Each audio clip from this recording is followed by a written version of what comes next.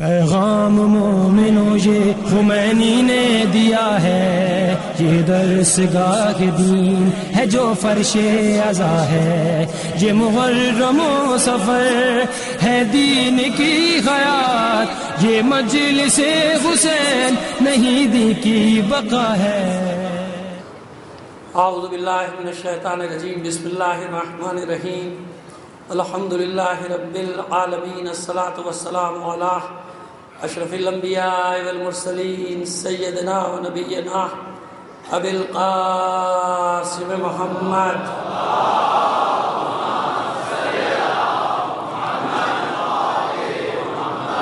وآلہ الطیبین الطاہرین المعصومین، ولعنۃ اللہ علی اعدائہم اجمعین من الآن الی قیام یوم الدین، اما بعد فقد قال اللہ تعالی فی کتابہ المبین وہو اصدق القائلین وقولہ الحق۔ بسم اللہ الرحمن الرحیم، قل ان اجتمعت الانس والجن علی ان یاتوا بمثل ھذا القرآن لا یاتون بمثلہ ولو کان بعضهم لبعض ظہیرا۔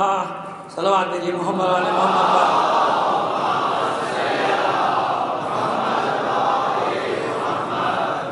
عزاداران حسین، بس 2-4 منٹ آپ کے لیں گے۔ 8 محرم تقریباً گزر رہی ہے، اور کل تاسوعہ اور پرسوں عاشورہ۔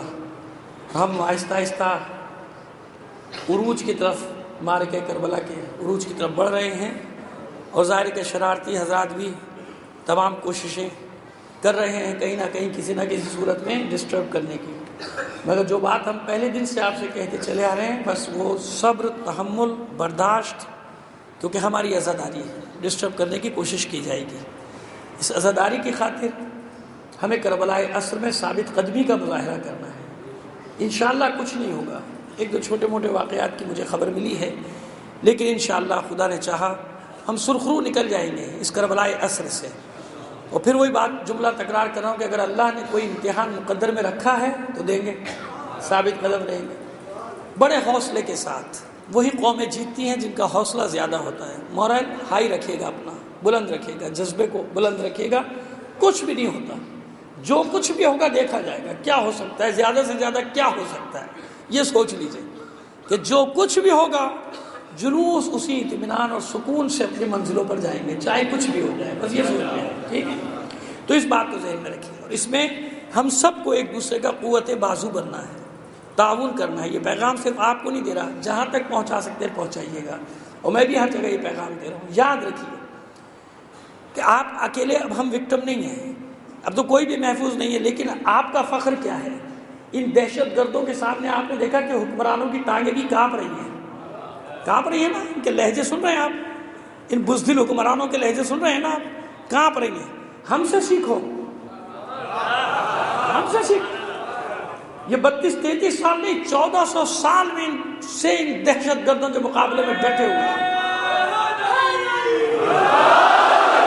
نہ کبھی ہماری ٹانگیں کاٹی، نہ کبھی ہمارے لہجوں کی گھنگرج کم ہوگی، کیونکہ ہم جانتے ہیں کہ ایک جائے گا، اللہ اس سے اچھا بھیج دے گا، اس سے بھی اچھا بھیج دے گا۔ ہم سے سیکھو، ہم ڈٹے ہیں ان کے مقابلے میں، 1400 سال سے ڈٹے ہیں ان خوارج کے مقابلے میں، ان ناصبیوں کے مقابلے میں، جن کے وکٹم شیعہ بھی ہیں اور ہمارے سنی بھائی بھی ہیں برابر سے۔ یاد رکھیے گا، یہ صرف آپ کے دشمن نہیں، آپ کے بھائیوں کو انہوں نے نہیں مارا، درباروں میں نہیں مارا، مزاروں میں نہیں مارا، میلاد النبی کے جلوسوں میں نہیں مارا، عبداللہ شاہ غازی کے مزار پہ نہیں مارا، داتا دربار پہ نہیں مارا، مارا ہے نا۔ ایک ہی کمان ہے جو میں عرض کر رہا ہوں، 2 تیر نکلتے ہیں، ایک شیعوں کے سینے میں پیوست ہوتا ہے، ایک ہمارے اہل سنت بھائیوں کے۔ لہٰذا یاد رکھیے، یہ میرے فرض ہے، لازم سمجھتا ہوں اپنے آپ پر کہنا کہ ان کی املاک کی حفاظت لازم ہے ہم پر۔ خدا نہ کرے کوئی ایسی بات ہو اور جو دہشت گرد اور شرپسند آ کے لوٹ مار شروع کر دیں، ان کی املاک، ان کی جان، ان کا مال، اس کی حفاظت۔ ہم اہل بیت کے چاہنے والے ہیں، ہمیں کبھی اس درس کو ہاتھ سے نہیں چھوڑنا ہے جو اہل بیت نے ہمیں دیا ہے۔ ہم کھڑے ہیں میدان میں، اور اپنے بھائیوں کو بھی یقین دلاتے، اطمینان رکھیں۔ یہ سب کیوں کیا جا رہا ہے؟ تاکہ فرقے وارانہ فساد کی سازش کو سمجھ لیجیے آپ، یہ کیا ہی اس لیے جا رہا ہے کیونکہ اب تک فرقے وارانہ فساد کرانے میں کامیاب نہیں ہو سکے دشمن ہمارے۔ فرقے وارانہ فساد کسے کہتے ہیں؟ گلی گلی، شہر شہر، کوچے کوچے لڑائی ہو رہی ہے کہیں؟ نہیں ہو رہی۔ یہ دہشت گردی اسی لیے کی جا رہی ہے کہ کسی طرح، جیسے بغداد میں انہیں نے کیا دیواریں اٹھوا دی، اس طرح سے یہ بالکل الگ ہو جائیں، جھگڑا ہو جائے، نہیں، ہم ساتھ تھے، ساتھ ہیں، ہمارے بچے ساتھ اسکولوں میں پڑھتے ہیں، ساتھ محلوں میں کھیلتے ہیں، ساتھ کاروبار کرتے ہیں، ساتھ نوکریاں کرتے ہیں، لہٰذا اس سازش کو سمجھیے گا کہ اسی لیے سامراج یہ سازش کر رہا ہے تاکہ کسی بھی طرح فرقے وارانہ فساد ہو جائے، مگر ہمیں نہیں ہونے دینا، یاد رکھیں ہماری ذمہ داری، جب تک جان ہے انشاءاللہ ہم اس شہر کو، اس ملک کو اس فساد کی نظر نہیں ہونے دیں گے۔ اللہ سے بھی یہی دعا ہے کہ بار الہ سب کے دلوں میں یہ بات ڈال دے، اس خارجی ٹولے کے وکٹم جو ہے نشانہ وہ سب ہے نا، کوئی بھی نہیں بچا، بس فرق اتنا ہے کہ حکمرانوں کی ٹانگیں کانپ رہی ہیں، ہم ثابت قدم کھڑے ہیں، ہم میدان میں کھڑے ہیں اور کھڑے رہیں گے انشاءاللہ۔ یہ تعاون اسکاؤٹ سے بھی، سپاہیوں سے بھی، پولیس کے رینجرز کے سب کے ساتھ آپ کا انتظامی امور میں تعاون جیسے اب تک چل رہا ہے ایسے رہنا چاہیے انشاءاللہ۔ سرخر رہیں گے آپ، میں اور آپ سب۔ اب میں نعرے لگاؤں گا، آج 8 تاریخ میرے نعرے لگانے کا دن ہے، جواب آپ دیں گے نعرہ تکبیر، سب مل کر جو باہر تک کھڑے میری آواز سنیں سب، کیونکہ اب آغاز ہو گیا نا، 8، 9، 10 یہ 3 دن ہمارے ہیں اور ہم کربلائے عصر میں کھڑے ہیں، باطل کو للکار رہے ہیں، اپنی ثابت قدمی کا مظاہرہ کرنا ہے۔ نعرہ تکبیر، نعرہ رسالت، نعرہ رسالت، نعرہ حیدری، نعرہ حیدری، برائے خوشنودی امام زمانہ بلند تر صلوات۔ آئیے اب بات کو آگے بڑھاتے ہیں۔ بنی اسرائیل صدیوں تک چکیوں میں پستے رہے، ظلم کی چکی میں پستے رہے، فرعونی قبطی ان پر مسلسل مظالم ڈھاتے رہے، یہ انتظار کرتے رہے جناب موسیٰ کا، اور بڑی قربانیاں بھی اس زمانے میں نہیں، مار دیا جاتا تھا، ان کو قتل کر دیا جاتا تھا، ان کے گھر لوٹ لیے جاتے تھے، دربدر کر دیا جاتا تھا، بالکل تیسرے درجے کا شہری، اس سے بھی کم درجے کا، اس زمانے میں تو اس سے بھی کم درجے کا شہری ان کو بنا کے رکھا جاتا تھا، غلام بنا لیا جاتا تھا ان کے لڑکوں کو، ان کی لڑکیوں کو کنیزی میں لے لیا جاتا تھا، مردوں کو مار دیا جاتا تھا۔ خیر جناب موسیٰ اللہ کے حکم سے ظاہر ہوئے، اللہ کے حکم سے جناب موسیٰ آئے، نجات دلائی۔ اب دیکھیے قوم کی حالت بتا رہا ہوں آپ کو کہ پیغمبر ختم مرتبہ صلی اللہ علیہ وآلہ وسلم نے جو فرمایا کہ جو کچھ بنی اسرائیل میں ہوا تھا وہ سب ہمارے یہاں میری امت میں وہ سب ظاہر ہوگا۔ اب آپ دیکھیں کہ جیسے ہی نیل کراس کیا، دریا سے نکلے اور فوراً جناب مزاج ان کے بالکل بدل گئے، بھوک پیاس، دعا کیجئے ہمارے لیے کچھ کھانا پینا آئے، محنت کرنے کے عادی نہیں رہے کہ بس اب اللہ کی طرف سے سب کچھ ہونا چاہیے، خدا کا رسول آ گیا اب ہمیں کچھ نہیں کرنا، اب یہ سب کچھ یہی کام انجام دیں۔ خیر جناب موسیٰ نے پتھر پہ عصا مارا اپنا، فقلنا اضرب بعصاک الحجر، پتھر پہ اللہ نے حکم دیا اپنا عصا ماری ہے، اس میں سے کیا ہوا 12 چشمے اس میں سے جاری ہو گئے، عشرتا عینا، 12 چشمے پانی کے جاری ہو گئے، تو 12 قبیلے تھے، ان 12 کے 12 کو کہا کہ بھئی اسے کھاؤ پیو، یہ تمہارے 12 راستے، 12 نقیب ان میں مقرر کیے، یہ تمہارے سردار ہیں، تمہارے نگران ہیں، تمہاری نگرانی کرنے والے، ان کی سرداری میں چلتے رہو۔ اب آیا بیت المقدس جانے کی باری آئی کہ اپنا شہر واپس لیا جائے، اریحا یا بیت المقدس جو قرآن مجید نے نقل کیا، شہر کا ذکر کیا، تو اس شہر میں داخل ہونا، لیکن دیکھو جب داخل ہونا تو باب حتہ کہا جاتا ہے کہ حتہ کا لفظ، حتہ کے معنی ہے بخشش، کہ بخشش کہتے ہوئے داخل ہونا، سجدہ کرتے ہوئے بخشش کہتے ہوئے داخل ہونا حتہ۔ لیکن بنی اسرائیل، اسی لیے پیغمبر ختم مرتبہ صلی اللہ علیہ وآلہ وسلم نے فرمایا کہ اہل بیت، میرے اہل بیت، میں تمہید باندھ کے آپ کو مضمون پہ لا رہا ہوں، اسی مضمون کی تمہید کا حصہ ہے جو گفتگو کر رہا ہوں، کہ میرے اہل بیت کی مثال کوئی باب حتہ کی مثال ہے کہ سب کچھ مانا بنی اسرائیل نے، وہ حکم نہیں مانا۔ یہ کیا بات ہوئی؟ اب سب کچھ ہو گیا، آزاد ہو گئے، ایک کا مذاق بھی معاذ اللہ اڑانا تھا پیغمبر کا کہ اس میں کیا ہے، بجائے حتہ کے ہنتا کہتے ہوئے داخل ہوئے۔ ہنتا کا مطلب ہے سرخ گندم، ہمیں تو سرخ گندم چاہیے، اس زمانے میں ہوگی مہنگی، یہ ہنتا نہیں کہا، رسول کا کہنا نہیں مانا۔ جب رسول کا کہنا نہیں مانا تو وہاں پتہ چل گیا چند لوگ تھے جنہوں نے رسول کی اطاعت کی، تو پیغمبر نے فرمایا کہ بس میرے اہل بیت کی مثال باب ہنتا کی ہے، ان کا امتحان کب ہوگا؟ کلمہ بھی پڑھ لیں گے، نماز بھی پڑھ لیں گے، زکوٰۃ بھی دیں گے، جہاد بھی کریں گے، حج بھی کریں گے، گاڑی کہاں ان کی آ کے اٹکے گی؟ جب میں کہوں گا اللہم ہؤلاء اہل بیتی وخاصتی لحمہم لحمی دمہم دمی یعلمنی ما یعلمہم ویحزننی ما یحزنہم، یہ میرے اہل بیت ہیں، جو ان سے محبت کرے گا مجھ سے محبت کرے گا، جو ان سے دشمنی رکھے گا مجھ سے دشمنی رکھے گا، ان کا گوشت میرا گوشت، ان کا خون میرے خون، ان کا وجود میرا وجود۔ یہ سب کہا کہ نہیں کہا؟ ان کو امتحان کے لیے اللہ نے رکھا۔ بنی اسرائیل کا حتہ کے ذریعے امتحان لیا، مسلمانوں کا اہل بیت کے ذریعے سے امتحان لیا کہ سب کچھ مانیں گے، یہ حکم نہیں مانیں گے۔ اس لیے پیغمبر نے قیامت تک کے لیے معیار قرار دیا، فرمایا کہ میرے اہل بیت کی مثال باب حنطہ کی ہے، لہذا سب حکم مان لیں گے، یہ حکم نہیں مانیں گے۔ جب یہ حکم نہیں مانیں گے تو پتہ چل جائے گا کہ کتنے رسول کے اطاعت گزار تھے اور کتنے اطاعت گزار نہیں تھے۔ جہاں اپنا فائدہ ہے وہاں مان لیا، جہاں بات آ گئی انا کی کہ یہ کیوں، یہ کس لیے، انہیں نہیں مانیں گے چاہے حق پر ہی کیوں نہ ہو۔ ضد ہو گئی نا۔ اور آگے بڑھاتے ہیں، کیا کیا مماثلتیں جو دو چار آج بتا سکتے ہیں اہل بیت کے بارے میں۔ حکم ہوا کہ یہ کہہ کے داخل ہونا، جناب موسیٰ کو معلوم ہو گیا کہ کتنے میری اطاعت کرنے والے ہیں، کتنے پراگندہ ہو جانے والے ہیں۔ جناب ہارون کو نائب بنایا اپنا اور چلے گئے طور پہ توریت کے لیے۔ جب توریت لے کر آئے، واپس آئے، 40 دن میں بچڑے کی پوجا شروع کر دی تھی، سب نے پلٹ گئے تھے۔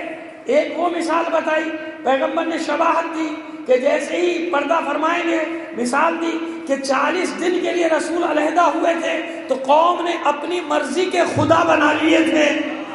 بس جیسے ہی رسول پردہ فرمائیں گے کیا ہوگا؟ اپنی مرضی کو اسلام کا نام دینا شروع کر دیا جائے گا۔ بس آج تک کیا ہو رہا ہے؟ جو میں چاہتا ہوں وہ اسلام ہے، جو اسلام ہے وہ میں چاہتا نہیں۔ یہی کر رہی ہے نا امت، اپنی مرضیوں کو اسلام کا نام دیا جا رہا ہے، اپنی مرضی کو اسلام کا نام دیا جا رہا ہے۔ خیر، پہنچے بیت المقدس، قبہ بنایا، بیت المقدس میں پہلا قبہ۔ بیت المقدس کیوں کہتے ہیں؟ کیونکہ جناب یعقوب کی جائے پیدائش ہے۔ جناب اسحاق نے یہاں مسکن اختیار کیا تھا نا، جناب یوسف بھی یہیں رہے تھے، جب سے اس کا نام تھا ارض مقدس۔ جب ارض مقدس میں پہنچے، قبہ بنایا، پہلا قبہ، جس کو بعد میں پھر جناب زکریا نے آگے بڑھایا، بیت المقدس کی شکل دی۔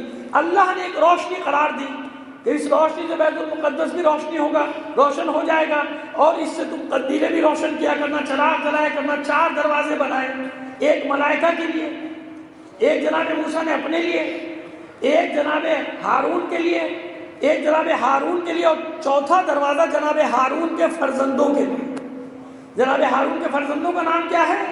شبر اور شبیر، جن کے نام پر عبرانی میں شبر شبیر، اور پیغمبر نے اپنے نواسوں کا کیا نام رکھا؟ حسن اور حسین۔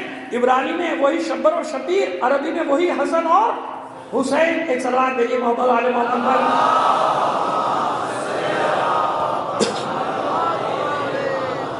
انہیں جانشین قرار دے کر گئے تھے جناب ہارون کو اپنا۔ اب جناب ہارون کے ساتھ کیا کیا قوم نے؟ ان کو قتل کرنے کے در پہ ہو گئی، ان کی اولاد کو قتل کرنے کے در پہ ہو گئی۔ جناب ہارون کا انتقال ہوا، جناب یوشع بن نون کو اپنا وصی بنایا۔ اب آپ کو ایک حیرت انگیز بات بتائیں، جانتے ہوں گے آپ، لیکن کیونکہ ہمارے موضوع سے مماثلت رکھتی ہے، جب جناب یوشع بن نون وصی بنے جناب موسیٰ کے وصال کے بعد، انتقال کے بعد، جب جناب یوشع بن نون وصی بنے تو 3 بڑے ظالم بادشاہوں کا انہیں مقابلہ کرنا پڑا۔ جب ان پر کسی طرح قابو پا لیا تو چوتھی جنگ انہیں کس سے لڑنی پڑی؟ چوتھی جنگ کس سے لڑنی پڑی جانتے ہیں آپ؟ جناب موسیٰ کی زوجہ سے، جناب صفرا یا صفورا جن کا نام ہے، ان کو منافقین نے بہکایا اور جناب یوشع کے مقابلے پر لا کے کھڑا کر دیا۔ جنگ ہوئی باقاعدہ، اور جنگ کے بعد جناب یوشع نے اسیر بنایا، اسیر بنا کے عزت و احترام سے سمجھایا، اور سمجھنے کے بعد یہ جملے تھے ان کی زبان پر کہ کاش میں اس سے پہلے مر گئی ہوتی۔ سمجھ میں آ رہی ہے؟ اس سے آگے میں نہیں کہہ سکتا، جو مواصلت مجھے عرض کرنا تھی میں نے آپ کی خدمت میں عرض کر دی کہ یہ ہوا۔ اولاد کے ساتھ کیا ہوا؟ جناب شبر و شبیر کو بھی ظلم و ستم کا نشانہ بننا پڑا، تو فرمانے کہ جو بھی وہاں ہوگا، یعنی رسول جسے اپنا وصی بنا کر جا رہے ہیں، جسے اپنا نائب بنا کر جا رہے ہیں، اس کے ساتھ کیا کرے گی یہ دنیا؟ اس لیے فرمایا پیغمبر نے کہ الحسن والحسین سیدہ شباب اہل الجنہ و ابوہما افضلہما، تاکید کی، ورنہ لوگ یہی سمجھتے کہ جناب سید الشہداء سب سے بڑے ہیں رسول کے بعد کائنات میں، کیونکہ ایسی قربانی کسی نے بھی نہیں دی، نہ پہلے نہ بعد میں۔ بتا دیا وَأَبُوهُمَا أَفْضَلُهُمَا، ان کا بابا ان دونوں سے افضل ہے۔ کیوں بتایا؟ کہ غور کرو گے تو تمہیں سمجھ میں آئے گی کہ حسین کے سامنے ایک کربلا آئی، رسول کے بعد اس امت نے علی کے سامنے ہر روز ایک نئی کربلا بنا دی تھی۔ جب مثالیں دیں گے تو بات واضح ہو۔ لیکن اوصیاء اللہ کو، پیغمبروں کے اوصیاء کو کن مسائل سے گزرنا پڑا، اس لیے تشبیہ دی جاتی ہے۔ اور روایات میں تو یہاں تک ہے کہ باب حتہ سے مراد یہ تھی کہ درود محمد اور آل محمد پر بھیجتے ہوئے داخل ہو جاؤ، سلامات بھیجے محمد اور آل محمد پر۔ مگر بنی اسرائیل نے کیا کیا؟ جس نے درود بھیجا وہ اندر داخل ہوئے، اور جس نے درود نہیں بھیجا 40 سال تک اللہ نے ان کو صحراؤں میں سرگردان رکھا، 40 سال تک مصیبتوں میں مبتلا رہے۔ جب وہ معافیاں مانگ لی پھر دوبارہ ان کو ارض مقدس اور مصر پر غلبہ ہوا ہے، مگر اس کے بعد پھر وہی حالت جناب زکریا تک پہنچتے پہنچتے کیا ہو گیا؟ کربلا میں جگہ جگہ جناب سید الشہداء نے جناب یحییٰ کا ذکر کیا ہے، جناب یحییٰ کا ذکر کیا ہے۔ کیوں جناب یحییٰ کا ذکر کیا؟ جناب سید الشہداء امام حسین علیہ السلام نے صلوات بھیجی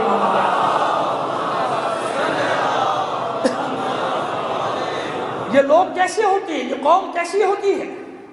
جب جناب زکریا جانتے ہیں کہ سب نبی ہیں اور بیت المقدس کے متولی بھی ہیں، جب تک جناب زکریا کو حکم نہیں ہوا خود عبادت کرتے رہے۔ جب یہ حکم ہوا کہ اب محراب سے نکلیے اور لوگوں کو اللہ کی عبادت کی طرف بلائیے، دشمنی شروع۔ جب دشمن بن گئے تو جانتے ہیں آپ کے کیا الزام لگا کے قتل کیا ہے جناب زکریا کو؟ جناب یحییٰ کا ذکر بھی کرتے ہیں۔ جناب زکریا پر جو تہمت لگائی، معاذ اللہ، وہ تہمت لگائی جناب مریم کے ساتھ، جبکہ بھانجی ہیں۔ میں کیا عرض کروں، کہاں سے وہ اور اس سے بھی محتاط لفظ لے کر آؤں، لیکن یہ حقیقت ہے، قصص انبیاء کی حقیقت یہی ہے کہ کیونکہ قتل کرنا تھا تو اتنی بڑی تہمت، اس لیے مولا بھی جناب سید الشہداء بھی ملامت کرتے رہے نا اس دنیا کی، کتنی پست ہے یہ دنیا، کتنی پست ہے کہ زکریا پر تہمت بھی لگائی، کتنی بھیانک تہمت لگائی جناب زکریا۔ اور جناب زکریا کو اللہ نے حکم دیا کہ آپ نکل جائیے اس بستی سے، نکل گئے، درخت میں پناہ لی، شیطان نے نشاندہی کی، آرے سے چیر دیا، درخت کو چیرا، جناب زکریا کے 2 ٹکڑے کر دیے، قتل کر دیا۔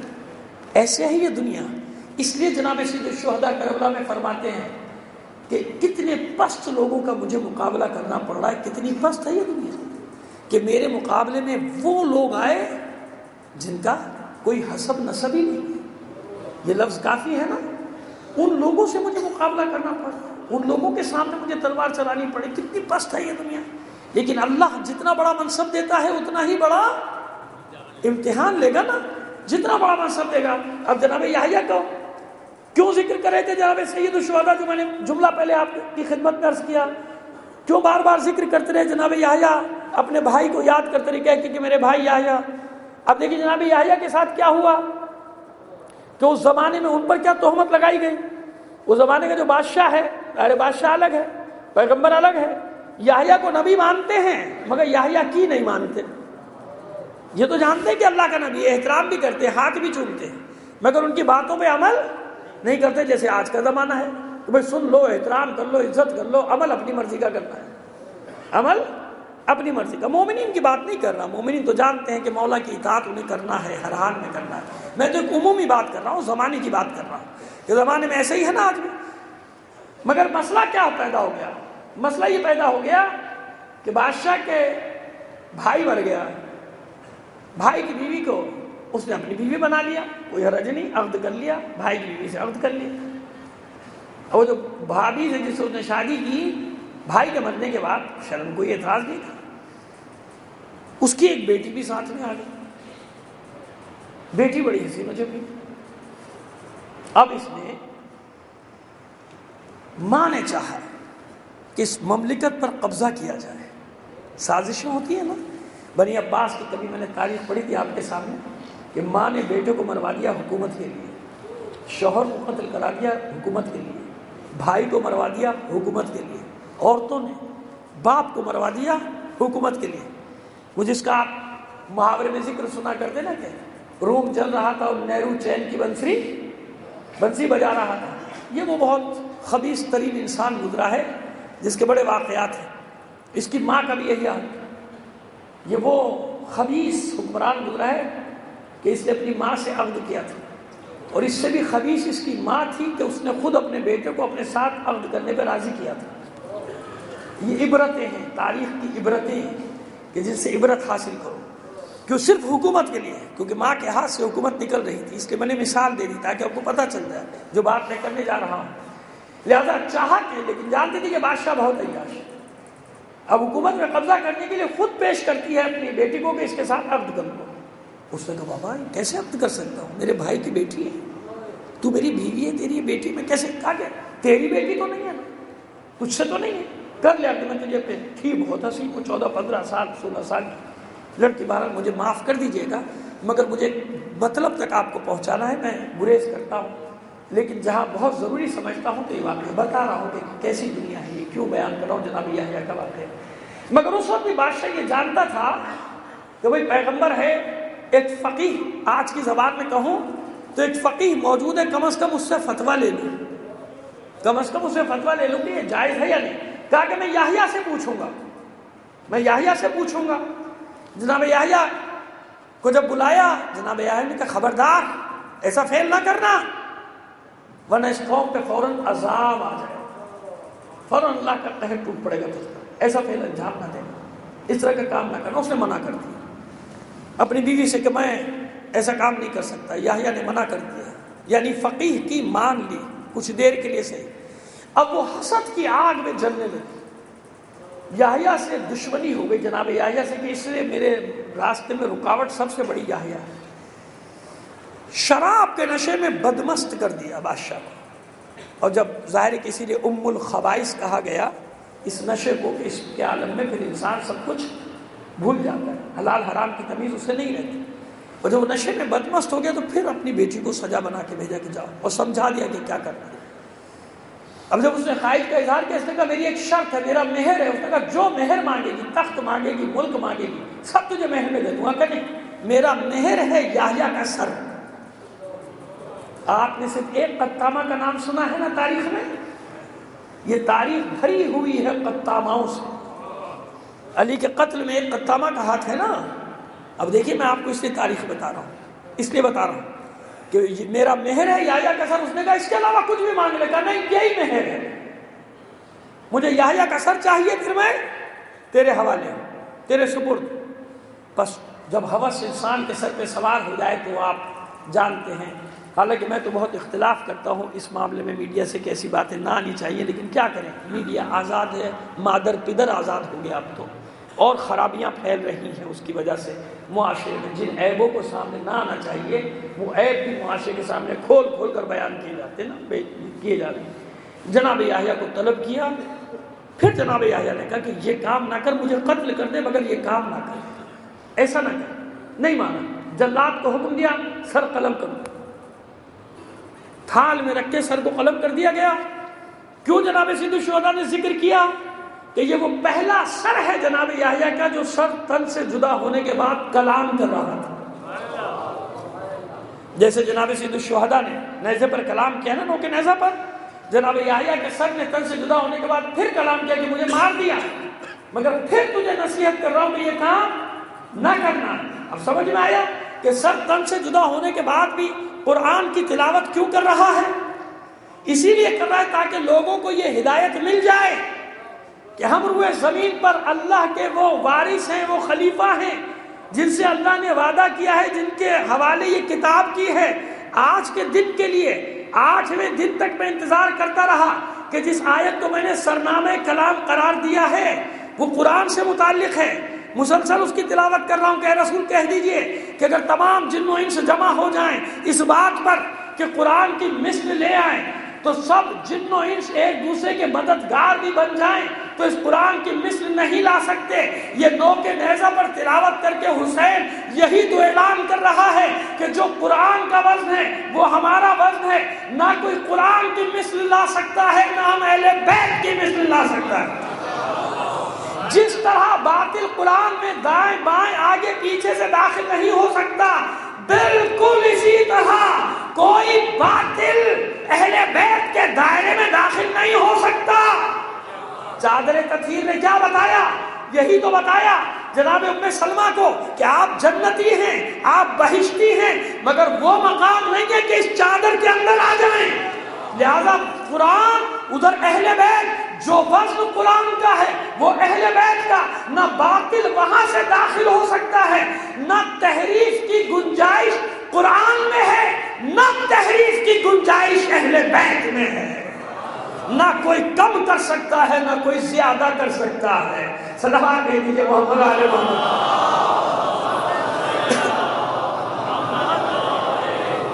نہ کوئی کم کر سکتا ہے، نہ کوئی.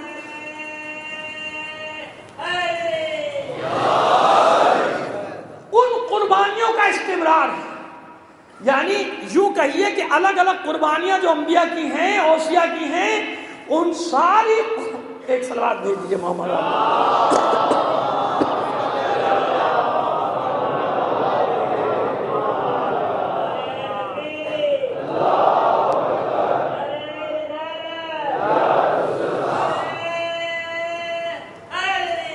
یا ایک صلوات اور عنایت فرما دیجیے محمد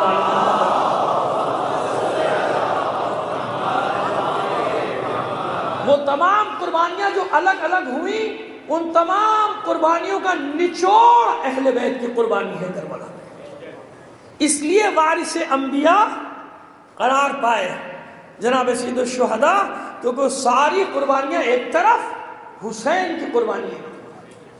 اور میں آج صبح ایک پروگرام دیکھ رہا تھا، میں نے عرض کیا کہ سوشل میڈیا سے بڑے کچھ نقصانات ہیں تو کچھ فائدے بھی ہوتے ہیں. ہمارے ایک دوست ہیں، اہل سنت ہیں، بلکہ اہل حدیث، مائل با اہل حدیث ہیں، مگر اس کے باوجود آج صبح میں ان کا بیان سن رہا تھا، میں حیران ہوں. کا نام مصلحتاً عمدن نام نہیں لینا چاہتا کیونکہ پتہ نہیں وہ بھی بیچارے ٹارگٹ نہ ہو جائیں. یہاں تو مصیبت یہ کہ خباب بن عبداللہ حضور کے صحابی ہیں اور اپنے وائف اہل و عیال کے ساتھ، جو حاملہ پریگننٹ وائف ہیں ان کے ساتھ جا رہے تھے نا. خوارج نے پکڑ لیا تھا، اور خوارج نے پکڑنے کے بعد پوچھا پہلے کے بارے میں اچھے تھے، دوسرے بارے میں اچھے تھے، تیسرے کے بارے میں اچھے تھے، چوتھے کے بارے میں بتاؤ کہ وہ بھی اچھے تھے، بہت اچھے تھے، رسول کے داماد تھے. بس اس پر انہوں نے پکڑ لیا کہ تم کافر ہو گئے، توبہ کرو، یہ تم نے کفر کیا، علی کی تعریف کرنا ہی کفر ہو گیا. اب دیکھیے میں اس لیے خوش ہوا کہ وہ ٹی وی کا پروگرام ایک طرف. آج میں ایک کالم پڑھ رہا تھا، میری مصیبت یہ ہے کہ میں خبروں میں جٹا رہتا ہوں، اس کے بغیر میری گاڑی آگے چلتی نہیں. جنگ میں ایک کالم پڑھ رہا تھا، اس کا بھی نام بیچارے کا نہیں لینا چاہتا، آپ جا کے ایڈیٹوریل پیج میں اگر جس کے پاس اخبار آتا ہے تو دیکھ لیجیے گا.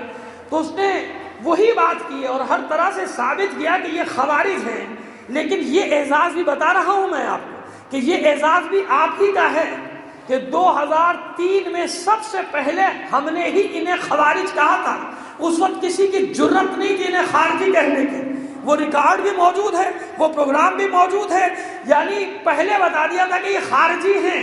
آج کھل کر ہر ایک کی زبان پہ آ گیا، میڈیا پہ آ گیا، پرنٹ میڈیا پہ آ گیا، الیکٹرانک میڈیا پہ آ گیا.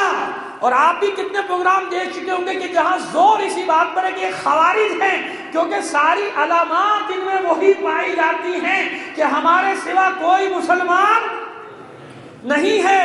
تو جنہوں نے ہمارے اوپر چھوڑا تھا انہیں، پہلے تو یہ صرف ہمیں ٹارگٹ بناتے تھے کہ بھئی یہ چوتھے کی تعریف نہ کرو، باقی کچھ بھی کرو. چوتھے کی تعریف یعنی اس حساب سے بتا رہا ہوں جو ترتیب وہاں ہے. کہیں کوئی اعتراض نہ کر بیٹھے آپ چوتھا کیے جا رہے ہیں، تو مصیبت یہ بھی بڑی ہے مومنین کی کہ لفظ پکڑ لیتے ہیں. میں ان کی ترتیب کے حساب سے بتا رہا ہوں. ہمارے لیے تو چوتھا پہلا کوئی مسئلہ نہیں، ہمارے لیے تو کائنات کا مولا ہے، بس کائنات کا مولا ہے. کبھی اس لیے ہم اس بحث میں پڑے نہیں کہ پہلا ہے کہ دوسرا ہے کہ تیسرا ہے کہ چوتھا. اس بحث سے ہمیں کوئی کام نہیں.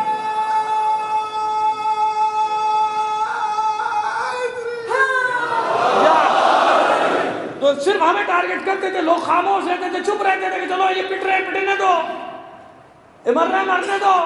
تو پہلے سے بھی یہ تھا، تو خوارج کی ایک علامت کیا، اس وقت بھی یہ تھا، پہلے صرف علی سے لڑ رہے تھے، سب خوش تھے، شام والے بھی خوش تھے کہ علی سے لڑائی ہو رہی ہے۔ بعد میں جب ان کے گلے پڑے، لاکھوں آدمی قتل ہوئے خوارج کی اور بنی امیہ کی جنگ میں، لاکھوں قتل ہوئے خوارج کی اور بنی عباس کی جنگ میں۔ اب وہی صورتحال پلٹ کر آ رہی ہے کہ نہیں آ رہی؟ اب ہم اکیلے وکٹم تو نہیں رہے، اکیلے نشانہ تو نہیں رہے۔ حکمرانوں کی ٹانگیں کیوں کانپ رہی ہیں کہ یہ کیا ہوا؟ بنایا کسی کے لیے تھا، ہماری طرف ہی دوڑ کر آ رہے ہیں، انہی کی طرف دوڑ کر جا رہے ہیں۔ ہم تو ثابت قدم ہیں، ثابت قدم رہے۔ جناب خباب ابن عبداللہ کو صرف اس بنا پر کہ یہ کفر ہے، علی کی تعریف کرنا کفر ہے، تو کیا فرق رہ گیا ان میں اور آج والوں میں؟ آج بھی تو یہی جرم بتایا جا رہا ہے کہ کسی کی تعریف کرو نہ کرو اس سے سروکار نہیں ہے، بس یہ ہے کہ علی کے فضائل بیان نہ کرو، علی کا ذکر نہ کرو، اسی جرم کی سزا دی جا رہی ہے نا۔ تو میرے بھائی اگر یہ جرم ہے تو اس جرم پر ہمیں فخر ہے، اس جرم پہ ہمیں فخر ہے۔ تو خباب بن عبداللہ کو نہ صرف قتل کیا گیا، ان کی زوجہ کو بھی قتل کیا گیا، پیٹ چاٹ کر کے ان کا بچہ نکال کے اس بچے کو بھی قتل کیا گیا۔ ایک تاریخ بتا رہا ہوں، اور ثبوت کے طور پہ میں نے کہا کہ آج کا کالم پڑھ لیجیے گا۔ مجھے بڑی حیرت ہوئی کہ سب چیزیں ہم کہیں تو کفر ہے، وہی والی بات ہے کہ تم پیو تو پن، ہم پیے تو پاپ، وہ والی بات آ گئی نا کہ آپ کے لیے جائز ہے، میرے لیے حرام ہے۔ اب وہ سب چیزیں آ رہی ہیں میڈیا کے اوپر، تو اب آپ وہی آج بھی دیکھ لیجئے کہ عورتوں کے پیٹ چاک کرنا، بچوں کو قتل کرنا، بازاروں میں مارنا، مارکیٹوں میں مارنا، تو یہ ہماری حقانیت اور ہماری ثابت قدمی کی دلیل ہے بھائی، کہ ہم اتنا قربانیاں، یہ ہمارے شہداء کی قربانیوں، خون کی جو قربانی دی اس کا ثمر ہے، اس کا نتیجہ ہے کہ اب سب پر آہستہ آہستہ آیا ہوتا جا رہا ہے، اور جنہی نے انہیں بنایا تھا بڑی خاموشی سے بیٹھے ہوئے تھے پیچھے، سیاسی چہرہ، سیاسی نقاب ڈال کے جھنجھلا گئے، جھنجھلا کے وہ نقاب اتار کے پھینک دی، کھل کے سامنے آ گئے کہ ہم میں اور ان میں کوئی فرق نہیں، ہمارے ہی بچے ہیں، ہمارے ہی بچے ہیں، یہ پنیری انہی نہیں لگائی تھی، اتنا یاد رکھیے گا۔ صلوات بھیجیے محمد آل محمد پر۔ ام الفساد کو کبھی فراموش نہ کیجیے گا، میں ہمیشہ اس جماعت کو ام الفساد کا نام دیتا ہوں۔ جتنے بھی فسادات ہیں اسی کے پیٹ سے جنم لیے ہیں پاکستان میں، سب نے اسی سے جنم لیا ہے، سب اسی سے پیدا ہوئے ہیں، یہ ام الفساد ہے۔ لیکن آج بے نقاب ہو گئی، اب سب کے سامنے آگے ہم تو اتنا بول بھی نہیں رہے جتنا خدا سلامت رکھے ہمارے اہل سنت بھائی جس طرح سے اب کھل کر میدان میں آ گئے الحمدللہ۔ تو ہم نے تو بتا دیا تھا، پہلے بتا دیا تھا کہ یہ خوارج ہیں، ساری علامات خارجیوں والی ہیں۔ اب جب ہم علامات بتاتے تو کوئی نہیں مانتا، اب الیکٹرانک میڈیا پہ آ کے ایک آدمی بیٹھ کے، اچھا آدمی ہے وہ، بیٹھ کے اس نے آدھے گھنٹے تک علامات بتائی کہ یہ سب ان میں ہے۔ آج پرنٹ میڈیا میں ان پہ آ کے کہ یہ سب علامتیں ان میں ہیں، مگر بات ہوئی کہ میں کہہ دوں تو کافر، میں کہہ دوں تو قتل کا سزاوار، اور وہ جو چاہیں کہتے ہیں۔ لیکن اچھی بات ہے، جیسے علامہ اقبال، اگر علامہ اقبال اپنے آپ کو بندے بوتراب بنا دے تو حکیم الامت پوچھتے کیا ہو مذہب اقبال، یہ گناہگار بوترابی ہے، وہ کہہ دے تو سب ٹھیک ہے، کیونکہ ہمت نہیں ہے کہنے کی، اس کو کچھ کہنے کی۔ میں وہی بات کہہ دوں تو میں کافر قرار پاؤں، تو وہ غلو کر رہے ہو، تو غلو کرنا تو اقبال سے پوچھو کیوں غلو کرتا رہا ساری زندگی، کس لیے غلو کرتا رہا؟ تو بات سامنے آئی آپ کے، کیوں؟ یہ ان قربانیوں کا ثمر۔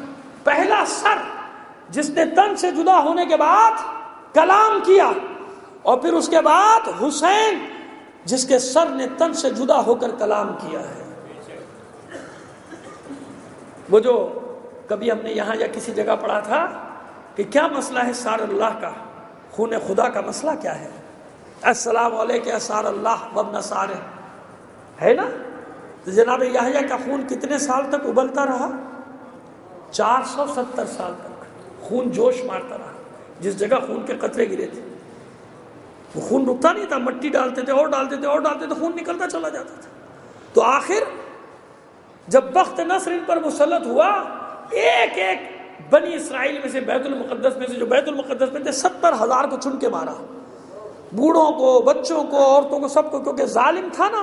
مومن حاکم بنتا تو مومن تو یہ سلوک نہیں کر سکتا تھا نا، اس لیے اللہ ظالموں پر ظالم کو مسلط کرتا ہے، کیونکہ دونوں کو جہنم میں ایک صلوات دے دیے گا محمد علی محمد پر، کیونکہ دونوں کو جہنم میں پھینکنا ہے۔ جیسا ظالم کو ظالم پر مسلط کرے گا، بنی امیہ پر بنو عباس کو مسلط کیا، کیونکہ مومن اگر حکومت میں آ جائے تو مومن تو ہی نہیں کر سکتا، نہ بوڑھے کو مارے گا، نہ عورت پہ ہاتھ اٹھائے گا، نہ بچے پہ ہاتھ اٹھائے گا، نہ بیمار کو مارے گا۔ تو اللہ نے بنی اسرائیل کو سزا دینے کے لیے کسے مسلط کیا؟ ان سے بھی خبیث کو۔ وہ خبیث کا نام ہے تاریخ میں بخت نصر، اینٹ سے اینٹ بجا دی۔ اس جگہ پہنچا تو دیکھا خون ابل رہا، کہا بند کرو، ڈالو مٹی، خوب ڈلوا دیے، آج کی زبان میں ٹرک پہ ٹرک ڈلوا دیے، مگر خون ابلتا چلا رہا تھا۔ تو اس نے پوچھا کہ بھئی مسئلہ کیا ہے؟ کہا مسئلہ یہ ہے کہ یہ خون اس وقت تک نہیں رکے گا جب تک یحییٰ کا انتقام پورا نہ ہو جائے۔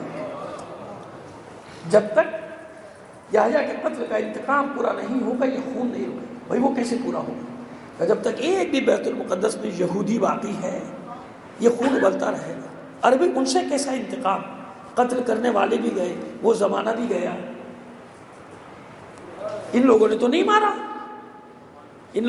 مارا، مگر خون ابل رہا ہے کہ جب تک انتقام پورا نہیں ہوگا اس وقت تک یہ خون جوش مارتا رہے گا، اس وقت تک خون جوش مارتا رہے گا۔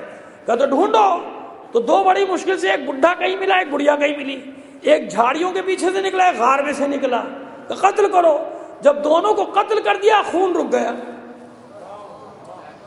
جب وہ ایک ایک قتل ہو گیا، حالانکہ وہ تو نہیں تھے نا جو مارنے والوں میں، نہ اس زمانے میں تھے، لیکن یہی تو سمجھایا جا رہا ہے اس واقعے سے کہ بات ان لوگوں کی نہیں جنہوں نے ہاتھ سے قتل کیا، بات اس فکر کی ہے۔ جب تک وہ فکر ختم نہ ہو جائے اس وقت تک انتقام پورا نہیں ہوتا۔ بس یہ ہر سال روز عاشوراء خاک شفا سرخ ہو کر بتا رہی ہے کہ یہ خون جوش مارتا رہے گا جب تک وہ انتقام لینے والا آ کر ایک ایک یزیدی کو ختم نہ کر دے۔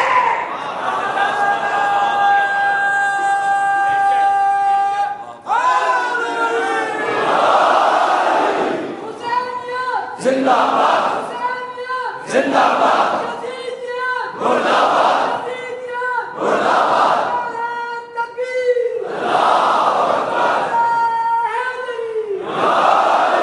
اس لیے ایک لقب کیا ہے؟ المنتقم، انتقام لینے والا۔ خون حسین کا انتقام لے گا، بھائی وہ تو ختم ہو گئے اس بات، انتقام کس سے؟ نہیں، جب تک وہ فکر باقی ہے یزیدیت کی جو ٹکرا رہی ہے حق سے 1400 سال سے، اس کا مطلب انتقام پورا نہیں ہوا۔ مختار نے جزئی انتقام لیا ہے، سلیمان بن سلد خزائی نے جزئی انتقام لیا، انتقال فکر تو باقی رہی نا۔ آج تک کہیں نہ کہیں ناصبی اور خارجی ٹولے کی شکل میں موجود تو ہے نا، اس لیے لقب ہے المنتقم۔ بس ایک مسئلہ 2 منٹ میں حل کر کے منزل پر آتے ہیں۔ اب ایک بات رہ گئی، معصوم ارشاد فرماتے ہیں چھٹے امام جعفر صادق علیہ السلام،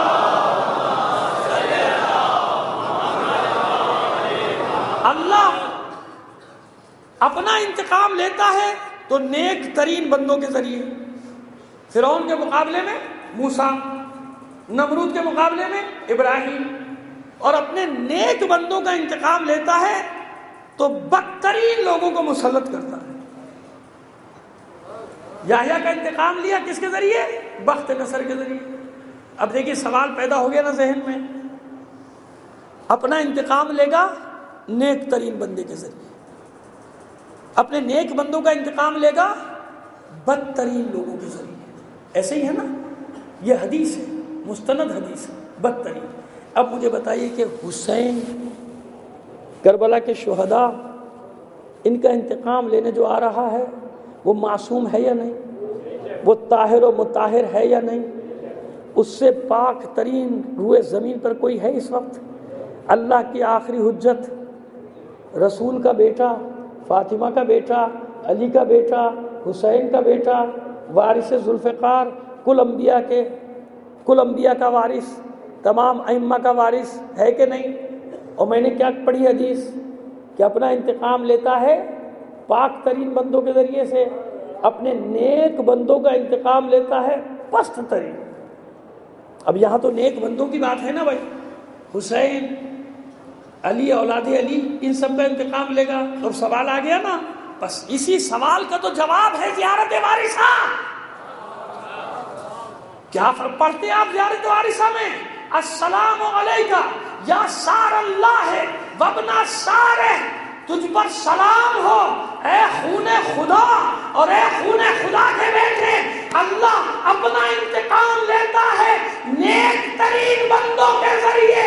حسین کی قربانی ایسی ہے کہ اللہ نے حسین کے انتقام کو حسین کا انتقام نہیں اپنا انتقام قرار دیا، سار اللہ بنا دے کہ میرا انتقام لینے پاک ترین آئے گا بندہ۔ تو جب سار اللہ حسین ہے تو انتقام کون لے گا؟ جو روئے زمین پر پاک ترین بندہ ہوگا۔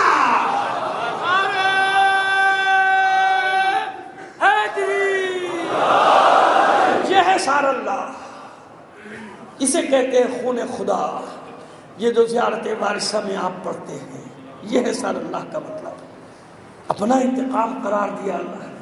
اور اس پر تو ہم پڑھ چکے آپ کے سامنے کئی بار کہ اس میں کوئی گھبراہٹ کی بات نہیں ہے۔ قرآن مجید میں کتنے ہی افعال کو اللہ نے اپنی طرف پلٹایا، کسی کے ہاتھ کو اپنا ہاتھ کہا، کسی کے آغوش کو اپنی آغوش کہا، کسی کے مال کو اپنا مال کہا، کسی کے وار کو اپنا وار کہا، کسی نے کنکریاں ماری تو کہا میں نے ماری۔ اس میں کوئی ہم سے بحث نہ کرے، اس میں کوئی بحث نہ کرے۔ اللہ جسم و جسمانیات سے عاری ہے، لیکن جب کسی کا فعل پسند آ جائے تو اپنی طرف پلٹاتا ہے نا۔ یہی مزاج اور انداز ربوبیت ہے باتوں کو سمجھانے کا، عبرت حاصل کرنے والوں کے لیے۔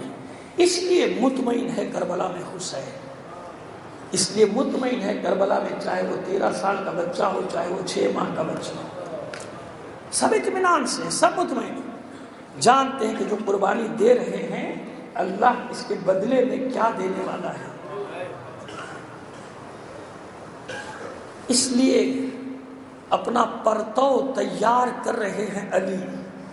کربلا ایسا معرکہ ہے کہ رسول کی خواہش ہے میں بھی شریک ہو جاؤں، علی کی خواہش ہے میں بھی شریک ہو جاؤں، حسن کی آرزو ہے میں بھی شریک ہو جاؤں، فاطمہ زہرا کی آرزو ہے کہ میں بھی شریک ہو جاؤں۔ شریک ہوئے یا نہیں ہوئے؟ علی اکبر کی صورت میں یہ رسول کی حسرتیں ہیں جو علی اکبر کی صورت میں سامنے ہیں۔ شبیہ پیغمبر بنایا، قاسم کی صورت میں حسن کی شرکت کی آرزو ہے، اور علی نے اپنا پرتو بنایا۔ مظہر صفات خدا مولائے کائنات، ذات خدا نہیں صفات خدا کا مظہر علی تخلیق کیا اللہ نے اس کردار کو۔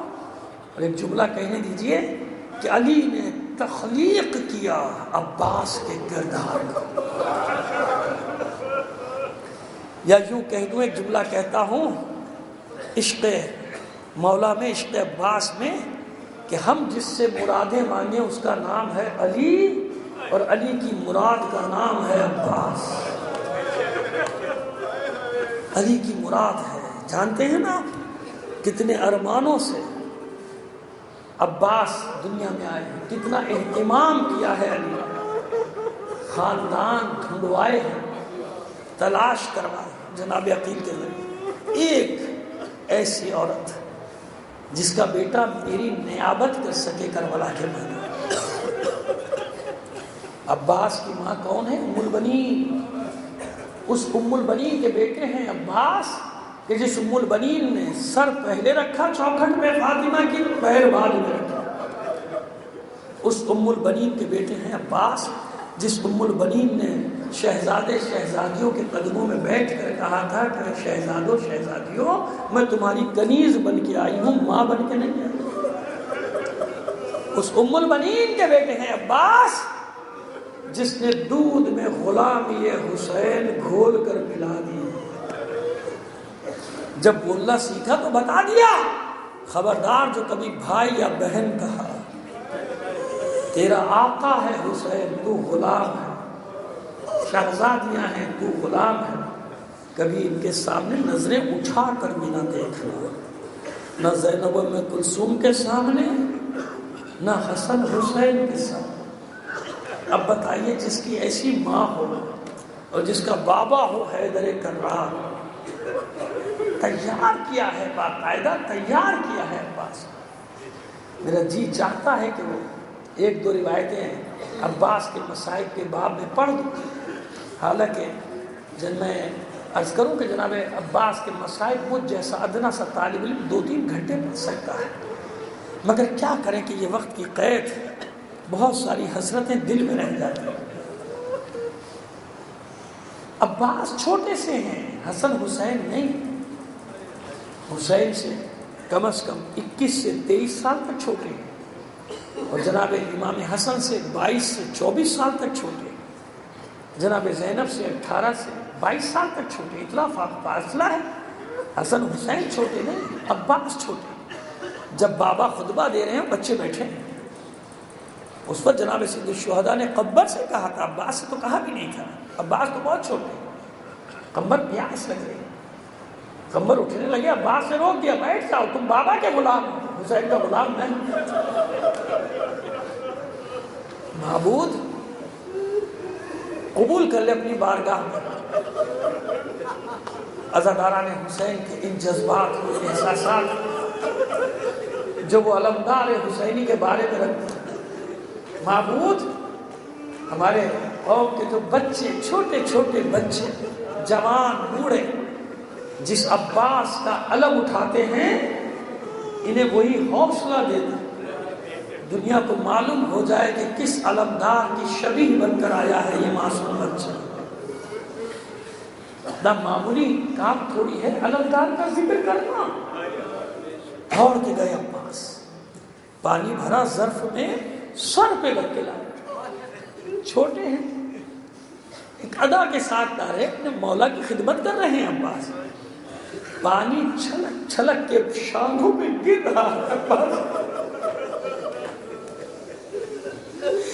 منبر سے مولا کی نگاہ پڑ گئی اپنے بچے پہ، چھوڑ دیا خطبہ، اتر آئے منبر سے، دوڑ کر عباس کو سینے سے لگا کے رونا شروع کر دیا۔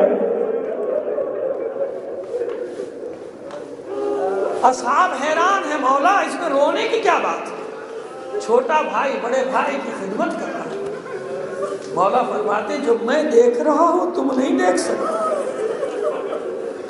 ایک دن میرا عباس اسی طرح حسین کے بچوں کے لیے پانی لے کر جائے گا، اس کے شان قلم ہو۔ کیا ہے یہ عباس اہل حرم کے لیے؟ اس سقائی کی روایت بھی میں اطمینان سے پڑھتا ہوں، کوئی بحث کرنے کی کوشش نہ کرے مجھ سے، اتنی دلیلیں رکھتا ہوں سقائی یہ سکینہ پر میں۔ سقائی کا منصب ایک الگ منصب ہے عباس کا، ایک دلیل تو بھی دے دوں گا، باقی اگر کسی نے اعتراض کیا تب دوں گا۔ ہو گئے ایسے پیدا کہ جن کو نہیں پتا کہ سقائے حرم کا منصب کتنا بڑا منصب ہے عباس ہے، کتنا بڑا عہدہ ہے یہ عباس کا، کتنا مان ہے حرم کو عباس پر۔ ثانیہ زہرا جب عباس آخری سلام کے لیے آئے تھے نا، تو کہا تھا عباس جا رہے ہو جاؤ، روکوں گی نہیں، مگر ایک بات سنو، مدینے میں سنا کرتی تھی، ہمارے بعض احباب پڑھ دیتے ہیں کہ ثانیہ زہرا نے فرمایا کہ جب میں چھوٹی تھی، نہیں چھوٹی نہیں، میں نے عرض کیا کہ 18 سال کم سے کم بڑی ہیں جناب عباس، جناب عباس چھوٹے تھے، جناب زینب کہ مدینے میں سنا کرتی تھی کہ واقعہ کربلا ہوگا، میرے سر سے چادر چھینی جائے گی، میں قیدی بنائی جاؤں گی، میرے بازو میں رسی باندھی جائے۔ میں حیران ہو کر اپنے ننھے سے بھائی عباس کو دیکھتی اور میں سوچا کرتی تھی جس کا عباس جیسا بھائی ہو کس کی مجال ہے اس کے بازو میں رسن باندھے، کس کی مجال ہے اس کے سر سے چادر چھینے گا۔ یہ مان ہے عباس، مان ہے۔ جب ثانیہ زہرا شب کی تاریکی میں روضہ رسول کے لیے نکلتی تھی زیارت کے لیے جنت البقیع کی، تو ہاشمی اپنے حلقے میں لے لیتے تھے، مگر چھوٹا سا عباس ایک ننھی سی تلوار لے کر شہزادی کے آگے آگے چلا کر منادی دیتا ہوا، خبردار اپنے کھڑکیاں دروازے بند رکھنا، آنکھیں بند رکھنا، میری شہزادی روضہ رسول میں جا رہی ہے، میری شہزادی جنت البقیع جا رہی ہے۔ یہ ہے عباس، کیسا مان ہے عباس کہ جب سر جھکائے جھکائے عباس خیمے میں آئے ہیں نا، اور عرض کیا ہے اجازت لینے کے بعد، مولا اس غلام کو بھی میدان میں جانے کی اجازت دے دو۔ تو سید الشہداء نے ایک جملہ فرمایا، عباس تم تو میرے لشکر کے علمدار، علمدار تو لشکر کی زینت ہوتا ہے۔ ارے اس جملے کو یوں ہی سادہ سا نہ لے لیجیے گا، اس کے پیچھے حسین کی حسرتیں اور آرزوئیں ہیں۔ ارے جب کسی شہید کا لاشا آتا تھا نا، بیویاں گھبرا کے علم کے پھریرے کو دیکھتی تھی، علم کا پھریرا لہرا رہا ہے، عباس موجود ہے، جب تک عباس موجود ہے کوئی مصیبت خیموں تک نہیں آ سکتی۔ مان ہے عباس، اہل حرم کا مان ہے، بچوں کی ڈھارس ہے، بیویوں کی ڈھارس ہے عباس۔ عباس نے عرض کیا، مولا میرا لشکر کہاں ہے؟ آپ ہی تو اپنے ہاتھوں پر اٹھا اٹھا کر لائے ہیں ایک ایک کا لاشا، میرا لشکر کہیں ہے؟ گفتگو ہو رہی ہے، ایک چھوٹی سی بچی دوڑتی بھی آئی، 4-5 سال کی بچی آئی، دامن تھام لیا عباس کا، چچا پیاس ہلاک کیے گئے، بہت پیاسی ہو چچا، کیا آپ بھی پانی نہیں لا سکتے؟ اتنا سنا عباس کی مراد بر آئی، بیٹھ گئے بچی کے ساتھ، شہزادی ایک بار اپنے بابا سے اجازت دلوا دو، یہ غلام وعدہ کرتا ہے پانی لے کر آئے گا۔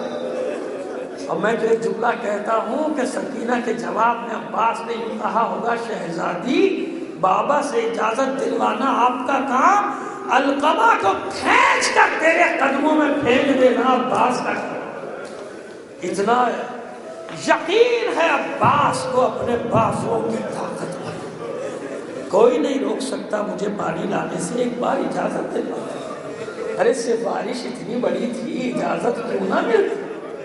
بچی دوڑی دوڑی گئی، ایک سوکھا سا مشکیزہ لائی، عباس جھکے، اتنا جھکے بچی کے سامنے کہ بچی نے اپنے ہاتھوں سے سوکھا مشکیزہ عباس کے گلے میں ڈال دیا۔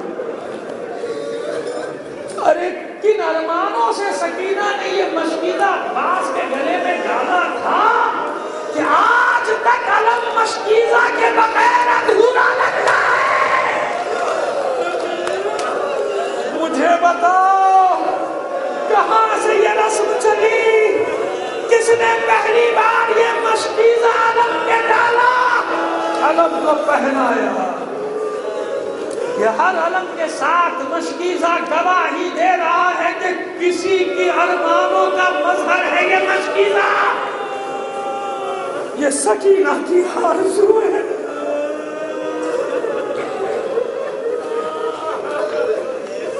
گئے عباس میدان میں، حملہ کیا، پروں کے پرے ہٹ گئے، عباس کی ہیبت و جلال کے سامنے کوئی ٹھہر نہ سکا، ترائی میں اتار دیا عباس نے گھوڑے کو، مشکیزہ پانی سے بھرا، چلو میں پانی لیا، فرات کے منہ پر مارا، دیکھ ایسے قبضہ کرتا ہے علی کا بیٹا پانی، اور اے فرات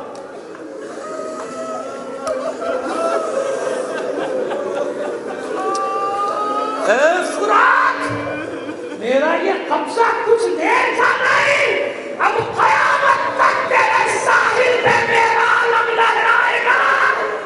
کتنا بدنصیب ہے یہ پانی، آج بھی عباس کی قبر سے سر ٹکرا رہا ہے۔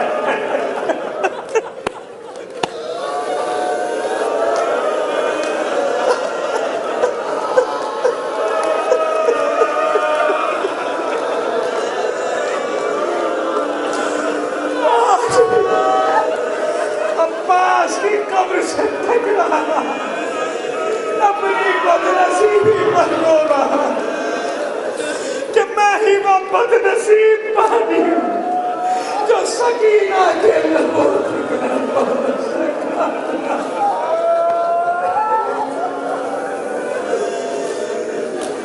حسین دور سے دیکھ رہے تھے اپنے بھائی کو, اپنے قوت بازو کو. حسین نے علم کو جاتے دیکھا, عباس کو گھاٹ پہ قبضہ کرتے دیکھا, مگر واپسی میں حسین نہ دیکھ سکے. یہ بکھرا ہوا لشکر جمع ہو گیا چاروں طرف سے. اب حسین صرف علم کو دیکھ رہے ہیں کہ علم تیزی سے واپس آ رہا ہے. پھر اس کی رفتار آہستہ ہوئی اور آہستہ ہوئی, پھر کبھی علم دائیں جاتا تھا کبھی بائیں. سمجھ گئے حسین میرا شیر مشکل میں آ گیا.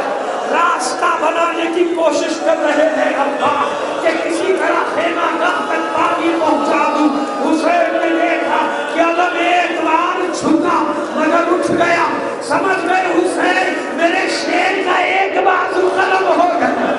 کچھ دیر علم لرزتا رہا, تھرتھراتا رہا, پھر گرا, پھر اٹھ گیا. حسین سمجھ گیا دوسرا بازو بھی قلم ہو گیا. عزادارو کچھ دیر تک علم تھرتھراتا رہا, لرزتا رہا, تیسری بار گرا, پھر اٹھ نہ سکا. کیا کرے عباس, کیا کرے عباس؟ ارے علم سنبھالے یا مشق سکینہ سنبھالے؟ علم فوج حسینی ٹھنڈا ہو گیا. عباس مشکیزے پر چھا گئے. جتنے تیر آتے تھے عباس اپنے جسم پر لیتے تھے. مشکیزہ کو تیر نہ لگے نہ لگے, مگر حرملا نے قریب آ کر دیکھا, ایک گوشے سے مشکیزے کا ذرا سا حصہ نظر آیا. اتنے قریب سے تیر مارا, مشکیزے کو چھیدتا ہوا عباس کی پسلیوں میں بے بس ہو گیا.